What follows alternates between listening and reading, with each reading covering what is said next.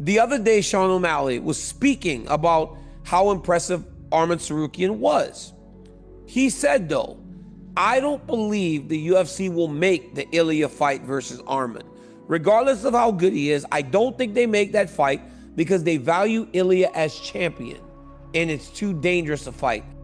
And I said this on the post-fight show, and this is not an attack on Ilia Topuria, because I'm a fan of Ilia, and I truly mean that. When I meet him, he's cool as hell. I think he's smooth, he's charismatic, he's a wonderful fighter. He's one of the very best in the sport right now. Simple as that. I ain't talking shit at all, right? However, the question is, where is Ilia? What is he saying? He has got to respond to these guys. And I know he said a while ago that he would rather vacate than defend against Arman. I do think Ilia Topuria is the highest skilled fighter in the UFC right now, but I do think he is threatened by Arman. Arman's big, he's strong, he's great at the weight class, his boxing is clean, great grappling. It's a tough fight for him to where he can go to 70s. Maybe he doesn't get the win. it doesn't make sense to me. The only fight for Ilia Topuria right now is Arman. I know Arman's cardio is the best. I trained with the best strength conditioning coach in the world, and so does Arman. And my coach is telling me Arman's numbers on what his output is.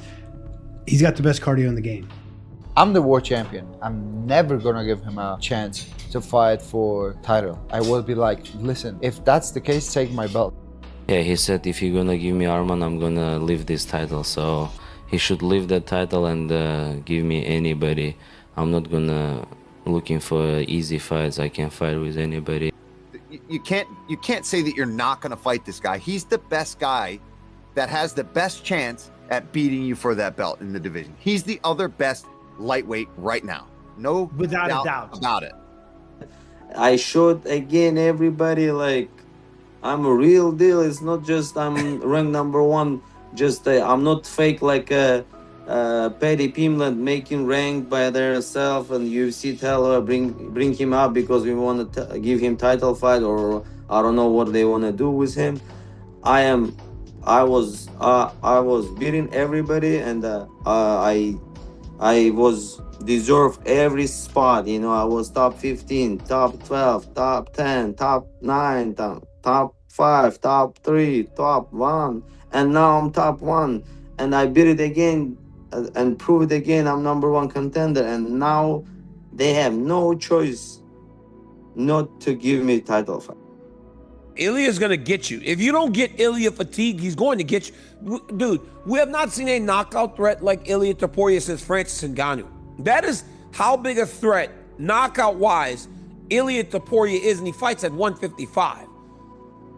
I believe that Arman's wrestling, it could present some issues. I know that Charles Oliveira is a really good grappler, and he was supposed to give Ilia problems. He got a takedown, but he was able to get up. I don't know how easily it would be to get up from Tsarukyan because we haven't seen many people do it. Bro, he says, he doesn't even say I have wrestling, Chael. He always goes, I can strike, I have freestyle wrestling. He calls it, he's very specific to the type of wrestling that he's using, Chael. This guy's like, he's a European guy, Russian guy that understands wrestling control and pace. It's not that I don't think Tsarukyan just has his way with him. That's not what I'm saying. But I can't think of a more impressive win for me. Even beating Charles, honestly, in certain ways, it might be more impressive to beat Arman than it is anyone else on his resume. Now, of course, Arman doesn't have Volk's resume. I'm not saying that, or even Max's resume. I'm not saying that. Certainly not Charles either, although he beat Charles. But you know the score. The kind of threat that Tsarukyan poses is unlike the threats that those other guys posed. They have other things that they posed, but okay, Ilia answered that one. For the most part, he kind of answered what that would mean for him to face these kinds of threats. We haven't had this one answered, and the kind of threat that he poses seems ominous.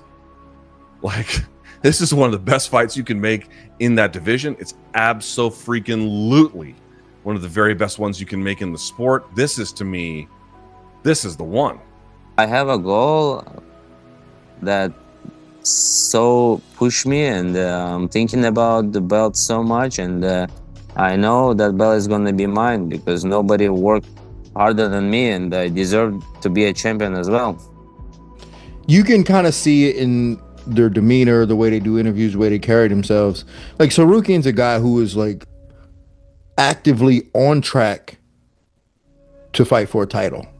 Not just hoping or just saying, yeah, I want a title shot. Not just hoping, but he's like on track for it. He's like doing the things that it needs to be done to do that. And you can see it. Bro, he's big, he's strong, he can really wrestle, he can strike, he can do just about everything, and his top control is what's a real issue. And I believe that's the problem. That's the scary thought for anyone that are Ilia Topuria fans. Because if there's anyone that could replicate that game of Makhachev, or at least to a degree, Arman Tsarukyan. So 100% gotta be me. No way they can give petty people a fight. Everybody gonna laugh at them because I'm #1 contender. I proved it again, and what do they want from me, you know? And I went there, performed, just destroyed Dan Hooker, and they wanna put the guy who is fake making rank. Yeah, their plan was maybe that I'm gonna struggle with Dan Hooker, and they could push me on the back, and they say, yeah, listen, you like just barely won Dan Hooker, you gotta wait. But now they cannot say anything because #1 contender is here. Yeah, if Gaethje and Pimblett, if the winner of that fight is going to fight Ilia Topuria at the White House, then Arman Tsarukyan's not fighting for the belt for a year, you know, whether he's on somebody's bad list or not, you know. But certainly, you know, we said on the UFC Live broadcast, you know, Hunter Campbell went to lengths to defend Arman Tsarukyan's injury or whatever prevented him from making the walk at UFC 311. I guess my gripe with that whole situation is, why'd you make him weigh in as a backup fighter, cut all that weight for no reason? Who? Arman. Oh. To be a backup fighter, to get back into good graces, he sacrificed Yeah, he did that, yeah. a weight cut, which is not easy to do. Yeah, and then take this fight. And then took another fight, gotta finish. It's not like he's a boring guy. Like, there's no, oh, he fights like you and Mosar, or he fights, like, that's what people will he try got to, out there. they want entertainment, it's Paramount's a new deal. Like, the casual suckets that don't even know what the fuck but like they're he's talking I get what you're saying. He's a fun fighter. Like he's fun everywhere. Yeah. Like I believe that Arman versus Ilia is the fight, man. 100%. From the interactions they have, the way that you can tell that those guys don't like each other. Ilia said he slapped him the other day. Arman said he touched his face, and now he's saying he slapped him. It's easy to build a fight between these two, because when you build a fight between these two, you feel like it's going to be very competitive. You feel like there is a chance Arman Tsarukyan can win, but you also know that there's not a person in the world that Ilia Topuria can't beat. Yeah, I just want to say, Ilia, get your balls and take the fight. Let's make it happen. People is waiting for that fight. Don't like try to make WWE fight. There is a contender, #1. This is the one. Whether or not they do it for other promotional reasons, you know, we shall see. But I don't have an answer for you. I don't know how it would go. I'm kind of, on the one hand, skeptical that Arman is on the same level as Topuria. On the other hand, I'm kind of skeptical Topuria can handle that. And it's this tension that has to be resolved by real-world action. And this is before we move on, this is the incredible thing about Arman Tsarukyan, is that he doesn't need to be here. He doesn't need this. Yeah. We often talk about fighters, you know, going on a dip once they're sleeping on silk sheets. We all know that famous boxing cliche or adage. He was born on silk sheets, He mate. was born on silk sheets. He's always had wealth. He's always had money. He comes from a family of money. So he's here because he wants to be here. He's here because he wants to be a badass. Yeah. He gets up and drives one of his fleet of Lamborghinis to the gym every day because he wants to do that.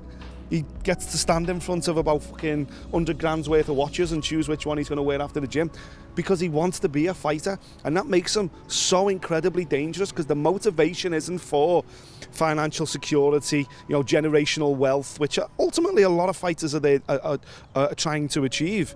He's here just for the fucking glory.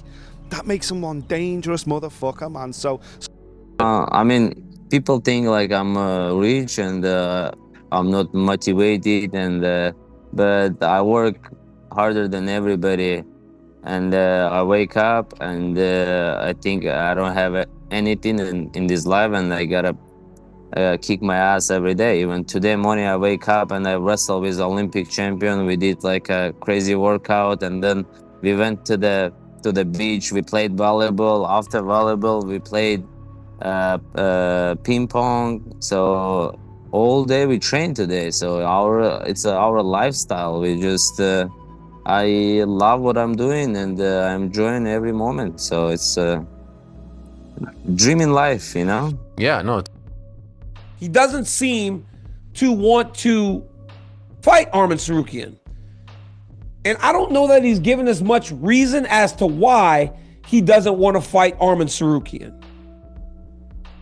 The reality is, that's the fight.